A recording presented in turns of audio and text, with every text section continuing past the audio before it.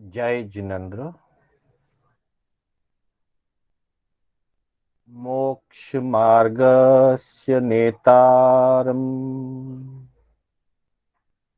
भेतारम् कर्मभूभृता ज्ञातारम् विश्वतत्त्वानां वन्दे तद्गुणलब्धये वन्दे तद्गुणलब्धये। अनंत उपकारी चरम तीर्थंकर श्रमण भगवान महावीर को वंदन। प्रभु की परंपरा में विचरण करने वाले समस्त चारित्र आत्माओं को वंदन। आत्म बंधुओं, सुशील माताओं एवं बहनों, श्री कर्नाटक जैन स्वाध्याय संघ बैंगलोर के तत्वावधान में आयोजित जिन वाणी सार की इस दूसरी कक्षा में मैं शांतिलाल बोहरा आप सभी का हार्दिक स्वागत एवं अभिनंदन करता हूं।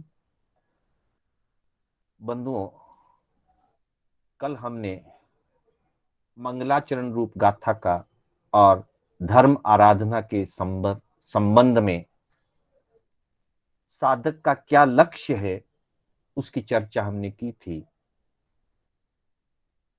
जिसमें हमने यह जानने का प्रयास किया कि महापुरुषों के जीवन में जो गुण हैं, तीर्थंकर परमात्मा के जो गुण हैं, वे जिन शासन के नायक हैं,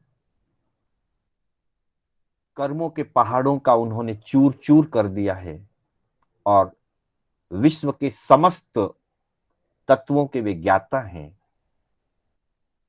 प्रत्येक साधक यही लक्ष्य लेकर के कि मुझे भी ऐसे ही गुणों की प्राप्ति हो, इसीलिए वह प्रभु के चरणों में वंदन करता है और प्रभु के प्रति समर्पित होता है। उसका लक्ष्य यही है कि मुझे भी परमात्मा में जो गुण है वे गुण मुझे प्राप्त हो जाएं। हम में भी तुमसे गुण जागें, हम भी परमेष्ठी पद पाएं, पारस हो भव पार परमेष्ठी करते हैं नमस्कार।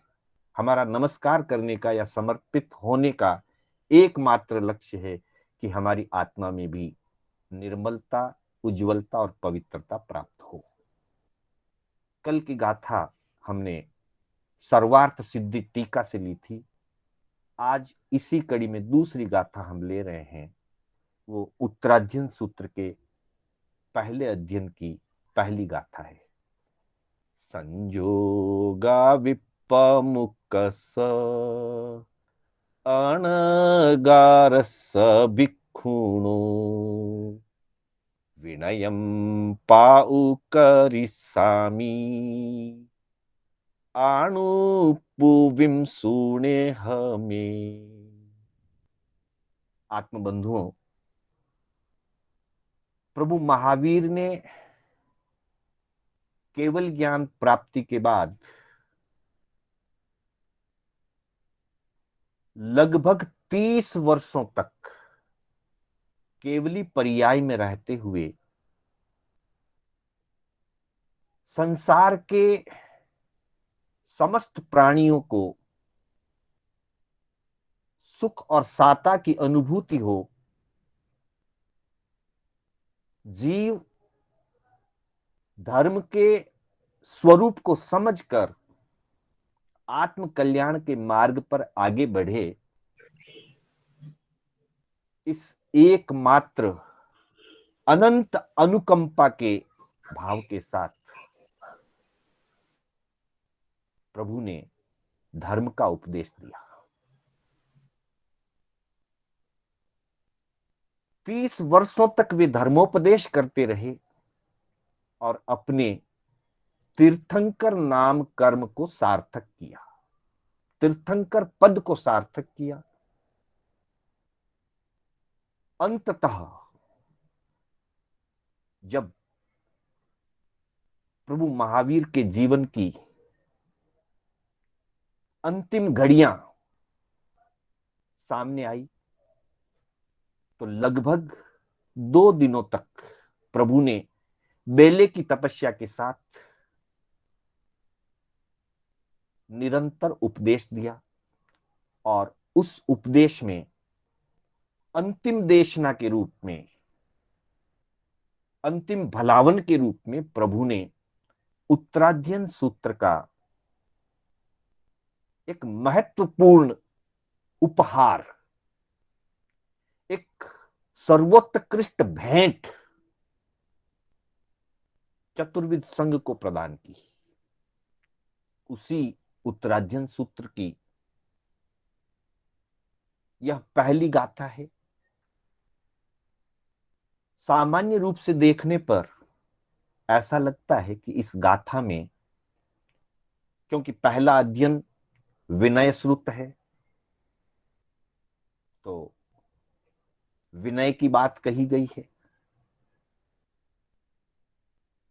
शाब्दिक अर्थ के रूप में हम देखें तो संयोगा विप्पमुक्कस्स, जो संयोगों से मुक्त हैं। संयोग का अर्थ बंधन है, आसक्ति है, परिग्रह है, बाह्य और आभ्यंतर संयोग में, बाह्य संयोगों में 9 प्रकार का बाह्य परिग्रह और आभ्यंतर संयोगों के अंतर्गत कषाय, विषय, विकार, वासना आदि, अथवा गिनती की अपेक्षा से कहें तो 4 कषाय, 9 कषाय और मिथ्यात्व, इस तरह से 14 प्रकार का आभ्यंतर संयोग कहा गया है।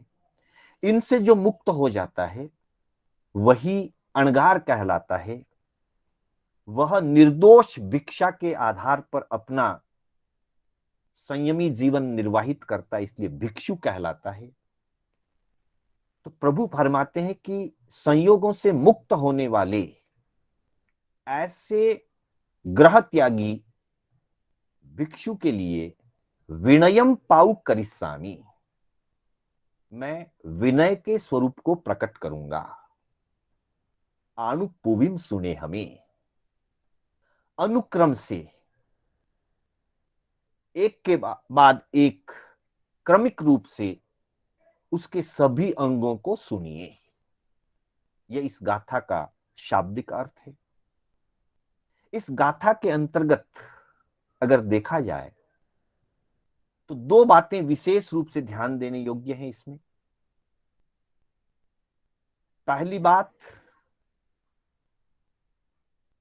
इस गाथा के जो प्रारंभिक 2 शब्द हैं, संयोगा विप्पमुक्कस्स, बंधुओं अगर देखा जाए तो संपूर्ण धर्म शास्त्रों का, संपूर्ण धर्म आराधना का जो सार है वो ये 2 शब्द हैं, संयोगा विप्पमुक्कस्स। पूरा उत्तराध्ययन सूत्र इन 2 शब्दों का ही विस्तार है, क्योंकि प्रथम 2 शब्दों में ही यह संकेत कर दिया गया संयोगों से मुक्त होना है, बाह्य और आभ्यंतर बंधनों से मुक्त होना है। उसके बाद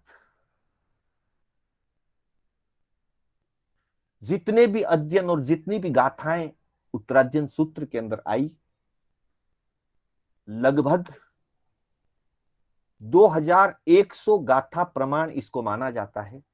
कहीं कहीं 2000 गाथा प्रमाण भी इसको कहा गया उत्तराध्ययन सूत्र को। 2000 गाथाओं के सारभूत अगर 2 शब्दों को अगर कहा जाए तो वो है संयोगों से मुक्ति, संयोगा विप्पमुक्कस्स। यह विशेषता है इस गाथा की। पूरे उत्तराध्ययन का अथवा यूं कहें कि संपूर्ण धर्म शास्त्रों का प्रतिनिधित्व करते हैं, क्योंकि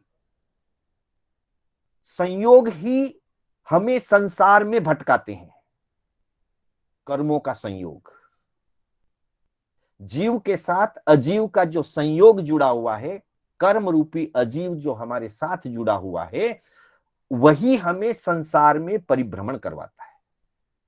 और जो साधक विशेष पुरुषार्थ करके कर्म रूपी संयोगों से मुक्त हो जाता है, वह मुक्ति को प्राप्त करता है। तो इन दो शब्दों का आधार लेकर के अगर हम पूरे उत्तराध्ययन को देखें, तो पूरे उत्तराध्ययन में यही सारी बातें बताई गई है कि कौन कौन से संयोग किस किस रूप में हमको बाधाएं देते हैं, और उन संयोगों से मुक्त होने का मार्ग क्या है, उपाय क्या है, वही सारा वर्णन संपूर्ण उत्तराध्ययन सूत्र में मिलेगा। यह इस गाथा की पहली विशेषता है। दूसरी विशेषता इस गाथा की है कि इस गाथा का जो अंतिम दो शब्द है, सुने हमें, प्रभु कहते हैं कि मुझसे सुनिए। बंधुओं, दुनिया में सुनाने वाले तो बहुत मिलेंगे, सुनने वाले मिलना बहुत मुश्किल है, पहली बात।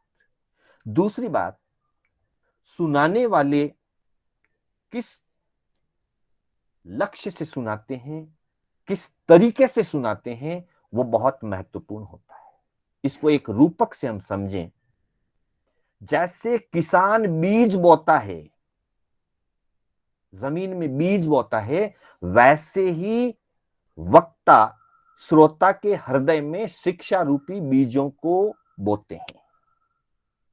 अब बीज बोने वाले तीन प्रकार के हो सकते हैं। कुछ लोग बिना सोचे समझे, जो जमीन उपजाऊ नहीं है, ऊसर जमीन है, ऊसर जमीन में अगर बीज बो दिए जाएं तो बीज व्यर्थ चले जाते हैं।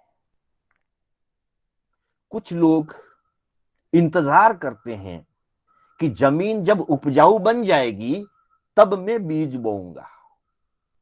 इंतजार करने पर धरती अपने आप उपजाऊ नहीं बनेगी, और बीज बोने का जो समय है वो व्यर्थ चला जाएगा, और पड़ा पड़ा बीज भी बेकार हो जाएगा।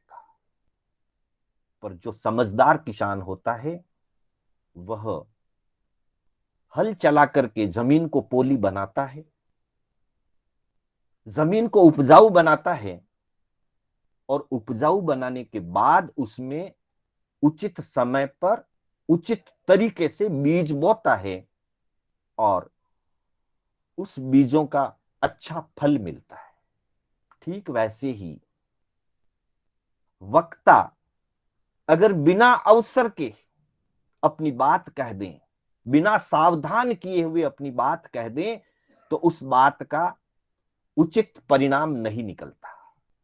और यदि वक्ता इंतजार करता रहे कि जब उचित अवसर आएगा, जब श्रोता सावधान होगा, तब मैं अपनी बात कहूंगा, तो समय निकल जाएगा। इसलिए जो समझदार वक्ता होता है, वह श्रोता के मानस को पहले तैयार करता है, मानस को तैयार करके ठीक समय पर अपनी बात श्रोता के हृदय में उतार देता है। उत्तराध्ययन सूत्र में 36 अध्ययनों के अंदर ये जो शब्द है सुने हमें, ये 9 बार आया है। 9 अध्ययनों के अंदर प्रभु ने बार बार जागृत किया साधक को, सुने हमें। कहीं फरमाया है अणुपुविम सुने हमें, अनुक्रम से सुनिए। कहीं बताया अनुसठिम सुने हमें, अनुशासित होकर के सुनिए। कहीं कहा सुनेह जिण भाष्यम, जिनेश्वरों के द्वारा बताया हुआ मार्ग सुनिए। और कहीं कहा परिपूर्ण चित्ता सुने हमें, प्रतिपूर्ण चित्त से, आज की भाषा में जिसको कहें कि फुल हार्टली, हाफ हार्टली अगर कोई काम करता है, आधे मन से अगर कोई व्यक्ति काम करता है, तो वो सफल नहीं होता है। प्रतिपूर्ण मन से परिपूर्ण चित्ता सुने हो, प्रतिपूर्ण मन से सुने, प्रतिपूर्ण चेतना के साथ सुने। और ये भी कहा कि एगंत हियम हियत्थम सुने हो, एकांत हितकारी वचनों को अपनी आत्मा के हित के लिए सुने। अर्थात कहने का तात्पर्य यह है कि प्रभु ने मानस को जागृत करके फिर अपनी बात कही, और उस मानस को जगाने के लिए प्रभु ने पहले पुण्य फल और पाप फल के 55 उदाहरण प्रस्तुत किए। पुण्य करने वाला, धर्म करने वाला किस शुभ फल को प्राप्त करता है, उसके 55 यानी कि 55 एग्जाम्पल बहुत ही सुंदर तरीके से प्रस्तुत किए। फिर पाप करने वाले मानव का, पाप करने वाले जीव का क्या परिणाम होता है, वो कैसे दुखों को भोगता है, उस प्रकार के भी 55 उदाहरणों का प्रभु ने प्रस्तुतिकरण किया, जिसको सुन करके सुनने वालों का हृदय तैयार हो गया कि अगर हम पाप के कार्य करते हैं तो किस प्रकार से हमें दुखों को भोगना पड़ेगा, संसार में परिभ्रमण करना पड़ेगा, चार गति में भटकना पड़ेगा। और यदि हम दान, शील, तप, भाव, विनय आदि गुण, व्रत और महाव्रत आदि धर्म, इनकी अगर हम आराधना करते हैं, पालना करते हैं, जीवन में इसको धारण करते हैं, तो हमारी आत्मा का हित होता है और अंततः हमारी आत्मा अनंत सुखों में लीन होती है। ऐसा मानस प्रभु ने पहले उन श्रोताओं का तैयार किया, और उसके बाद उन्होंने उत्तरार्जन सूत्र के रूप में, अंतिम भलावण के रूप में विभिन्न तत्व और विभिन्न धर्म आराधना के अंगों का प्रस्तुतिकरण किया, जिसमें सबसे पहले अध्ययन में विनय की प्रस्तुति दी, विनय भाव का स्वरूप समझाया, और विनय का अर्थ प्रभु ने बताया। एक अपेक्षा से समर्पित होना, प्रणाम करना, नमस्कार करना, ये विनय है। ये सारा उपचार विनय कहलाता है। और विशेष अर्थ में विनय का अर्थ है अपने जीवन में शील और आचार युक्त जीवन जीना, ये विनय का स्वरूप है। विनय सिर्फ वंदन नमन नहीं है, विनय अपने आप में एक आचार है। तो ऐसे आचार व्यवस्था का प्रभु ने विस्तार पूर्वक पहले अध्ययन के अंदर हमें स्वरूप समझाया, और हमें यह लक्ष्य दिया कि तुम अनुपुविम सुने, हमें अनुक्रम से सुनिए, एक एक बात को अच्छी तरह से सुनिए, सावधान होकर के सुनिए। और सावधान होकर के सुनने वाला साधक अपने जीवन में उन शिक्षाओं का, उन हित शिक्षाओं का अपने आत्मा रूपी खेत में शिक्षा रूपी बीजों का वपन कर लेता है। और जिसके हृदय में प्रभु की वाणी के बीज, प्रभु की वाणी की शिक्षा रूपी बीज जिसके हृदय में बो दिए जाते हैं, उचित समय पर वो बीज अगर बो दिए जाएंगे तो वह बीज आगे चल करके फल और फूल और वृक्ष को बढ़ाएंगे, अनेक गुणों को प्रकट कराने में वो सहायक बनेंगे। क्योंकि विनय सभी गुणों का और सभी धर्मों का मूल कहा गया है। तो प्रभु ने अपनी अंतिम देशना में सबसे पहले संयोगा विपमुक्ष शब्दों को कहते हुए विनय भाव को प्रस्तुत किया। और उस विनय भाव को जो धारण करता है, विनय विनष्ट शब्द का भी परिचायक है। जो विनय को धारण करता है उसके क्रमशः आठों कर्म विनष्ट हो जाते हैं। क्योंकि प्राकृत में ये शब्द है विनयम, है विशेष रूप से कर्मों को नष्ट कराने वाली जो साधना है या जो साधना पद्धति है, उस साधना पद्धति का नाम विनय है। इसलिए कहा कि जो विनीत होता है वो मोक्ष को प्राप्त करता है, और जो अविनीत होता है वो कहीं पर भी आदर सत्कार भी नहीं पाता, सुख भी नहीं पाता, उसे कभी भी शांति की अनुभूति नहीं होती है।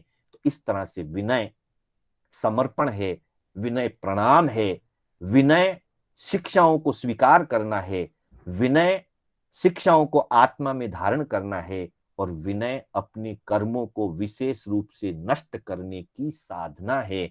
ऐसी साधना से हम भी अपने जीवन को भावित करें और हम भी अपने कर्मों को काट करके मोक्ष मार्ग में एक एक कदम आगे बढ़ें। इन्हीं भावनाओं के साथ समय होने जा रहा है। मैं अपने शब्दों को विराम देना चाहूंगा। मेरे बोलने में कोई स्खलना हुई हो अथवा जिनाज्ञा विपरीत कथन हुआ हो तो उसके लिए बारंबार मिच्छामि दुक्कडम। आप सभी का कर्नाटक स्वाध्याय संघ की ओर से और मैं अपनी ओर से आभार व्यक्त करता हूं और व्यवस्था में सहयोग करने वाले सभी